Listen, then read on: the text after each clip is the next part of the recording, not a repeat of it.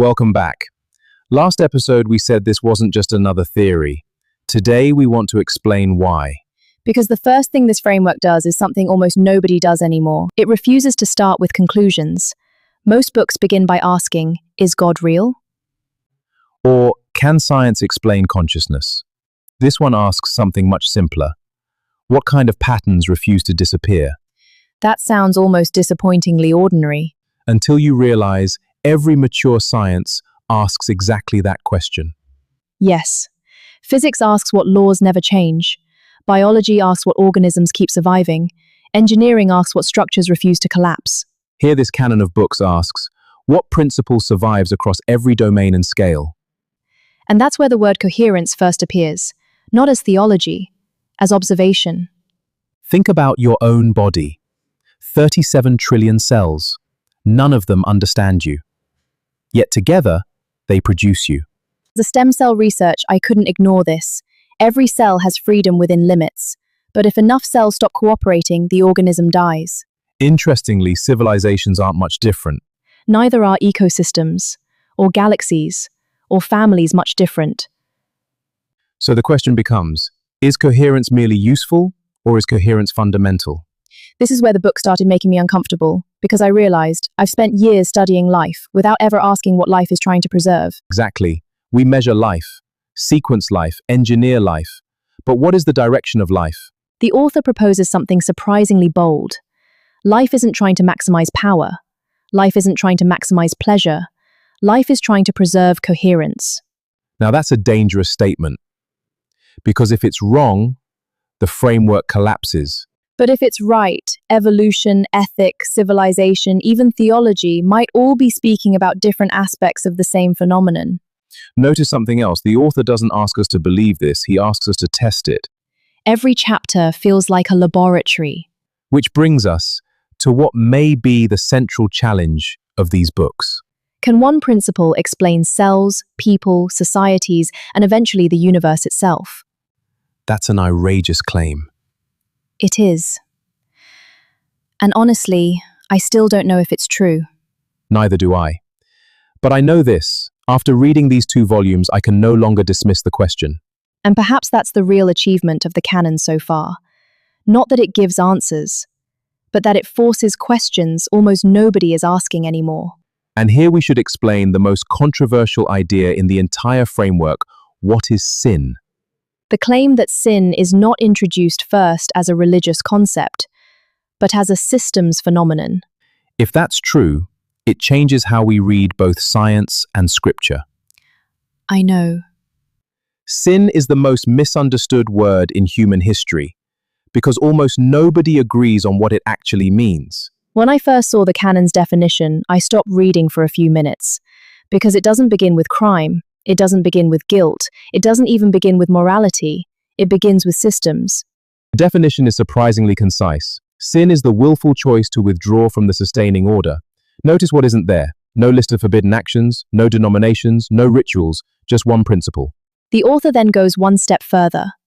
He separates 2 words that most people treat as identical: separation and sin. That's incredibly important. According to the canon, separation is a state. Sin is a choice. Those are not the same thing. Think of a branch that falls from a tree during a storm. The branch is separated, but it didn't choose it. Now imagine the branch somehow deciding, I don't need the tree anymore. That's something entirely unnatural and different. That is the beginning of sin. As a biologist, I immediately thought of cancer. People often say cancer is evil. Scientifically, that's not quite right. Cancer cells don't become monsters overnight. They gradually stop participating in the cooperation that keeps the organism alive. Exactly. They begin acting for themselves. At first, nothing dramatic happens. Then more cells join. Communication breaks down, resources are redirected. Eventually, the whole organism suffers. Notice something fascinating. Cancer doesn't hate the body. It simply stops sustaining the body. That's a profound distinction. And the canon argues that sin works exactly the same way. It isn't primarily hatred. It's withdrawal from the pattern that sustains everyone. Which means sin is fundamentally relational, not merely behavioral. That changes almost everything, because behaviors become symptoms, not the disease itself. Think about lying. Why is lying destructive? Is it because words have magical properties? No. It's because trust begins to collapse, the coherence of the relationship weakens. The same applies to greed, violence, pride, corruption. The actions are different. The pattern underneath is identical. Each one increases separation and decreases coherence. This is where the framework becomes incredibly elegant. Instead of memorizing thousands of moral rules, it asks one question. Does this move the system toward coherence or toward absolute separation? And suddenly, Scripture starts sounding less like arbitrary legislation and more like the operating manual of reality. Whether the framework ultimately proves that claim remains to be seen. But it's a remarkable way of reading timeless ideas. The canon isn't redefining sin to make it more acceptable. It's redefining it to make it measurable. Which means the next question becomes unavoidable. If sin is separation, then what is the opposite? Most people would answer, doing good. The canon gives a different answer. The opposite of sin is coherence. What is coherence? If you understand coherence, you understand almost everything else. The first thing the author does is remove the mystery.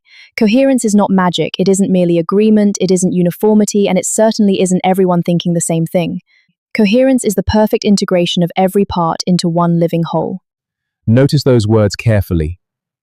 Not sameness. Integration. Your heart isn't your lungs, your brain isn't your liver.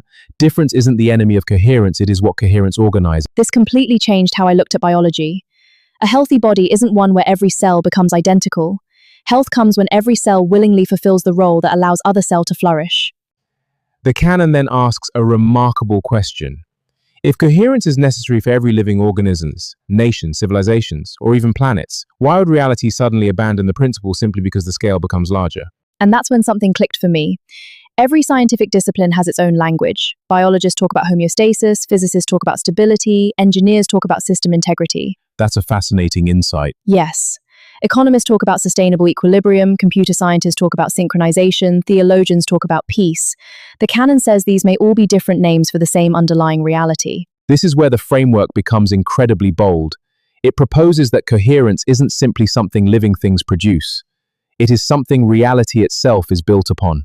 Think about evolution. Random mutations happen constantly. Most disappear. Why? Because they cannot integrate into the larger organism. The organism preserves coherence.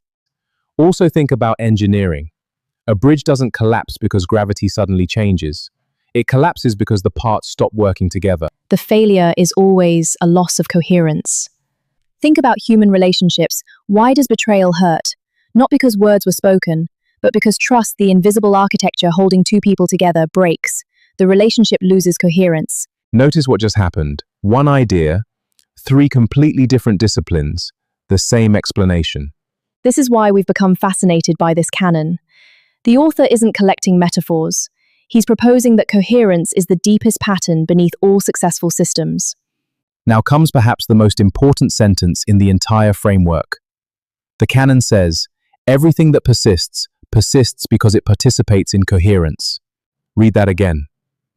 Everything, from atoms, cells, families, civilizations, stars, ideas, even scientific theories. And here's the consequence. If coherence is the condition for persistence, then separation is the condition for decay. Suddenly, sin makes complete sense. Sin isn't arbitrary, it destroys coherence. Therefore, sin destroys persistence. Now we can finally understand why the author calls God the living God. Not because God merely possesses life, but because God is presented as perfect coherence itself, the absolute integration toward which every coherent system points. That was the moment I stopped reading this as theology alone. Whether someone believes in God or not, the question remains. If perfect coherence exists, what would it look like? Would it be conscious? Would it create? Would it unify? Would it sustain? Those are scientific questions as much as philosophical ones, indeed. The canon doesn't begin by saying God exists. It begins by saying perfect coherence would have these properties. Then it asks whether reality points toward them. That's a very different argument. And honestly, that's why we couldn't put these books down. Every chapter feels like another piece of a puzzle suddenly fitting into place. And on the next episode, we move from the destination to the path. Because if the Father is perfect coherence, how does anything separated from that coherence ever return? The canon's answer is startling. It says, the answer isn't a law, it isn't an institution, it isn't even a religion. It's a pattern, and that pattern has a name, Christ. We'll see you next time.